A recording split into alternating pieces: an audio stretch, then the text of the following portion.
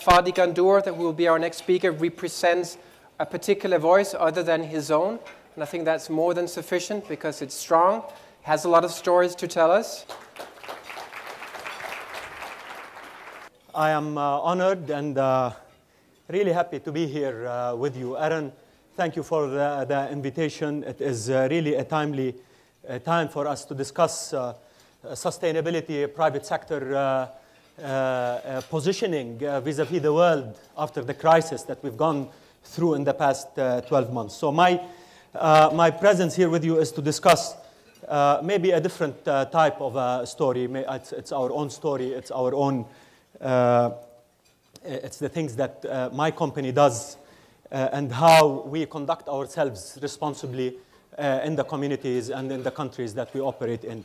Let me start with by just introducing my business and my company, since most of you don't know us, since we don't have a large presence in the United States. We are a logistics company, one of the largest in the world. Some people call us the Federal Express of the Middle East. That is where we have the core of our presence, but we're also across the world in about 45 countries. We employ about 8,000 people. This is our 27th year of operation. And we're the first company to have ever gone public on the NASDAQ stock exchange from our region, and the only one, unfortunately. We haven't had people from our region coming on NASDAQ. And today we have pulled back and we are on the Dubai stock exchange. So that is a little bit of a very quick background on who we are and what we do. But there is no better to start in discussing sustainability and discussing what I'm going to talk about than to quote Aaron Kramer in his introductory letter today. This is fresh. I did it this morning. I altered it. So he says, reset economy, reset world is not just a play on words, and that's key for us because we're very often challenged as a private sector that our CSR initiatives are much more a PR job and enhancing our image story than real strategic, deep initiatives in the communities or vis-a-vis sustainability as such. So it is key for us to remember it cannot be a play on words. And he says here, rather, it reflects our sense of the dislocation of the past year, and that is so essential.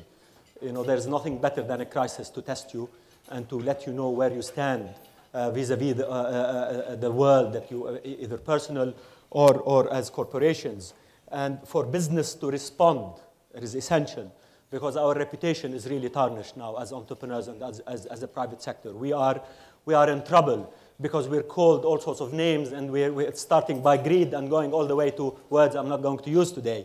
But the key story here from what I'm taking from Aaron, and maybe I can connect you to what we're doing, is we need to think about how we can shape the changing world that is around us. We have to be part and parcel of the process of shaping the world. We cannot sit back and have someone else decide on how we should be shaping ourselves and our future. So, and last but not least, it is certainly not business as usual anymore. It cannot be business as usual anymore. And we cannot ever think that we can go back to business as usual because the short-term thinking of quarter by quarter, year by year process is not sustainable anymore. We've seen businesses, we've seen companies, we've seen countries on the verge of bankruptcy because of non-responsible practices of certain people in the private sector. So let me just take you to my world, to the way we like to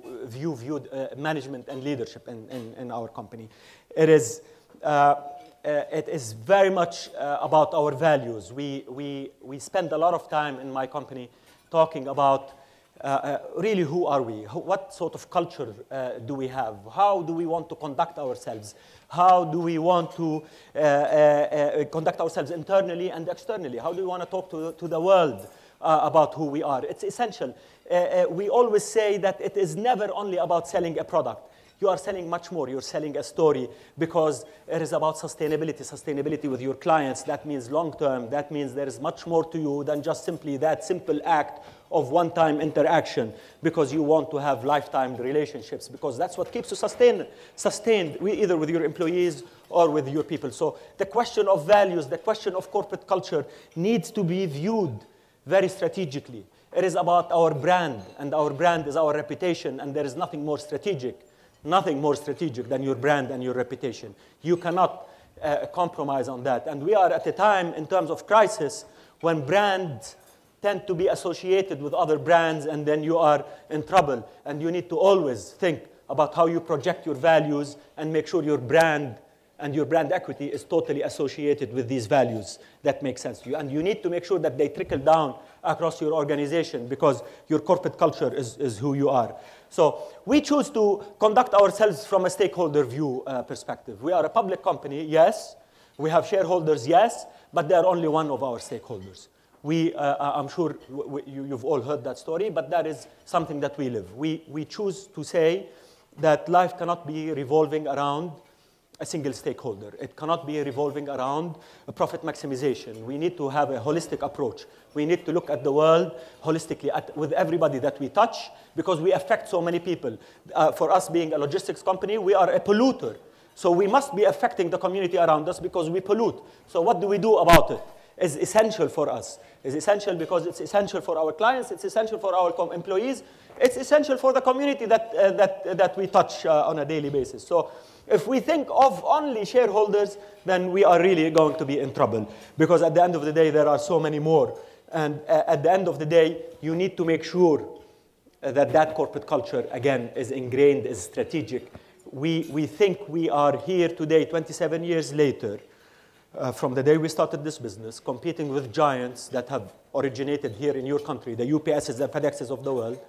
And we still survive 27 years later because we think our corporate culture is a strategic advantage for us. It is what keeps our people inside the organization. It's what keeps them passionate about going out and competing. It keeps them, it gives us an edge. It's a different story. There is much more to it than just simply going out and selling a product. And when we talk about the well-being of the organization, it is the well-being of everybody that is a stakeholder for us. So our people, look, in today's world, if you're not responsible, you're going to have problems recruiting people to work for you. Don't kid yourself. It is what keeps our people inside the organization is the fact that we think about them, that we think that they are partners, that they are partners not only in terms of stock, but partners in terms of decision-making, partners in terms of thinking that this is a place where they feel their future is. 85% of the management of my company has been with us between 15 and 20 years. They don't move out. A lot of them started from college days. They stick around. That is a strategic asset for me. And nobody can tell me a shareholder is more important than an employee at the end of the day who's going to work his butt off to deliver on what you want him to deliver. So